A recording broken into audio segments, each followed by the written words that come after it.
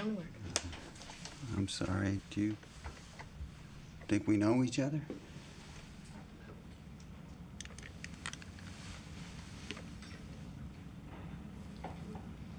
You tell me. My character feels that he was done a severe injustice some years ago, and he's coming out to set things right. Eye for an eye, as far as he's concerned. This man is not just casually noticing that perhaps this is somebody from his own past. He has a vendetta, and he has to be scary, he has to be real, and he has to suggest a whole past without verbalizing it. How long does it take to put the scar on? It's an hour and a quarter. An hour and a quarter. There's a lot of life underneath what's going on here for my character in terms of the past and the history. And he's in the position of power because he knows the truth. And so he carries that with him. That position of power, if you will, is an enjoyable place to operate from because you got the guy on the spot, big time. We all lie to ourselves and the people around us. You know, some in very small ways, some in very large ways. I mean, Tom is telling some huge lies, but what's fascinating about his character is that they've become true. He doesn't even recognize these guys. And he takes it off for a purpose. His purpose is... My fucking eye, dumbass. It's not just a scar and a milky eye that's going to make a character be scary. Just Ed's body language and the way he uses his voice. And he has disdain for Tom Stahl's wife because she doesn't know what she's involved in, and yet she's very feisty and angry with him, and he expresses it with a kind of scary humor. And it scares her, and it should scare the audience as well. He really pushed me in a really exciting way. We were doing this scene in the mall one day, and it was my first scene with him. Nothing to worry about, Mrs. Stoll. I've been watching over her. You stay the fuck away from my family, son of a bitch. There is no need to use that kind of language, Mrs. Stoll. You know, we're doing the scene, and we're kind of working it out, and I was kind of all over the place, and it's my close-up, and he's sitting on the bench, and he looks up at me. Staying in his character, he goes, "I don't believe a word you're saying." Mr. Fogarty, if you... Can I tell you something before you go on here? Yeah. I'm trying to help you out here. You understand me? I'm trying to make you understand something. You're living with somebody who's not who he says he is. I hear what you're saying. No, you don't. I hear what you're saying. No, you don't. And instead of getting defensive and going, "What do you mean?" I stayed in my character, and I just gave him my next line. If I see you within 500 feet of me or my children or my husband, I'll have you arrested.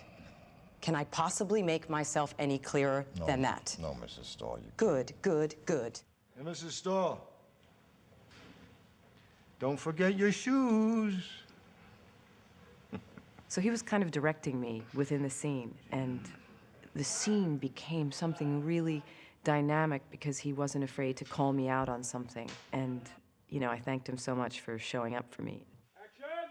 When Fogarty comes to our house and has our son with him, I'm like a mother lioness. I just want to kill the guy. I'll do anything to protect my son. Jack! Mom! Don't make us hurt the kid, Joe. Listen to me. I will get Jack. Please, go up to Sarah. Do it now. Cut. And cut. I feel like that work was really convincing. The way we came out.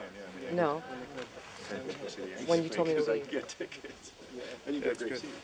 Better not looking. You look scared. I mean, Okay. Cute. Scary. It really becomes a family conflict then. From the moment that Jack sees Tom, my father, interact with Fogarty and his men, I think he just really puts into question, you know, who is my father and what is his past? You know, what is his history? And I run upstairs after he lets our son go, and I look out the window. And I not only see my husband kill a guy, I see him devastate a guy. So brutally that I know in that instant, I don't know who this person is. I mean, it's really disgusting what he does to this man. That looked real, didn't it? Come on, see if I can be that far away. Oh, ooh, hurt. The Charlie thing, basically they're gonna have to shoot like the 3 stages of makeup. Yeah. One with no prosthetic until the first hit, like a little bit of blood through the nose. Yeah, so just if as though this ripped here. Okay. Action. Cut. Play that back, please. Well, that looked good, that first one. Second one is the prosthetic that I showed you the photograph like that. Yep.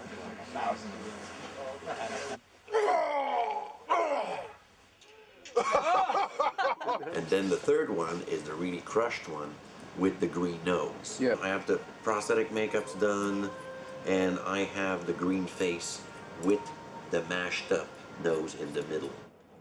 Set.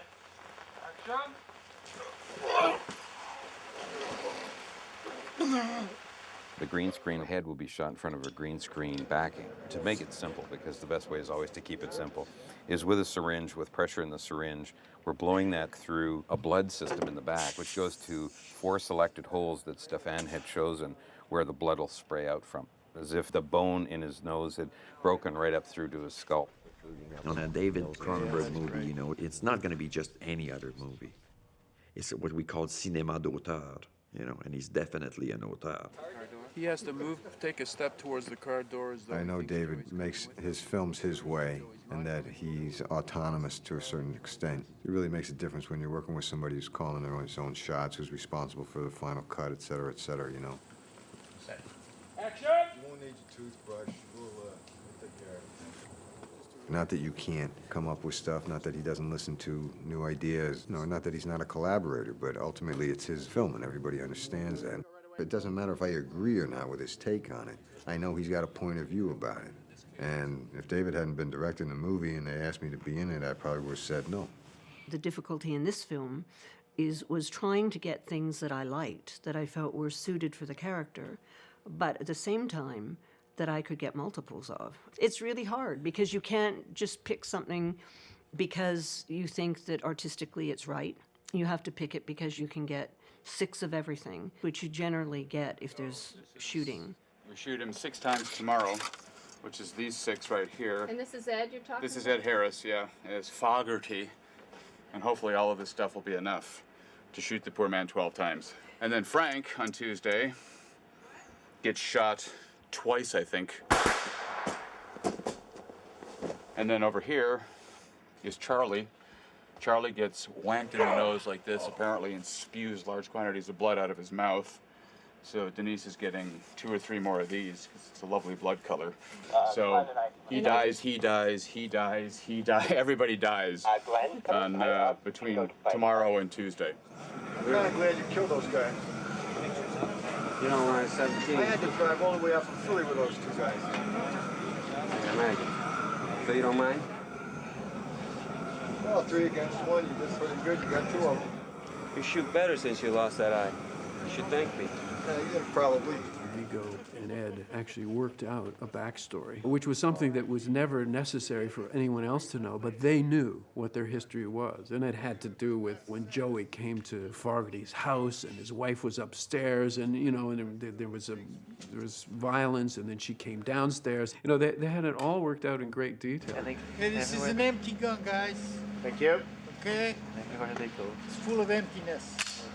Supposed to be sensitive, right? So they're It's kind of a perverse twist on it, the classic wrong man scenario. You know, we play it completely straight throughout. There's that pivotal moment, I should have killed you in Philly. And it's like, oh, now you know. It's like, oh, wow, this is our guy. And I think that's something David really likes to do, is to screw with our sense of who a character is and what they're about. You got anything to say before I kill you, you miserable prick? Should have killed you back in Philly. Go right away, please, guys.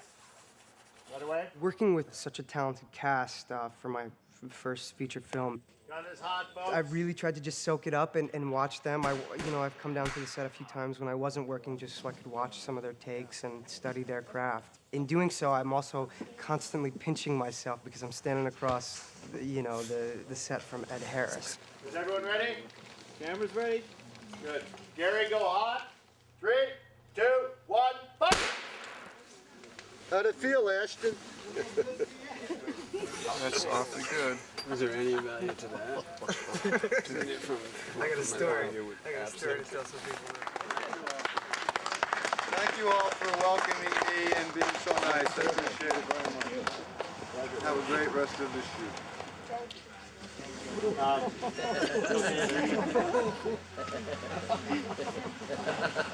Yes, Bart.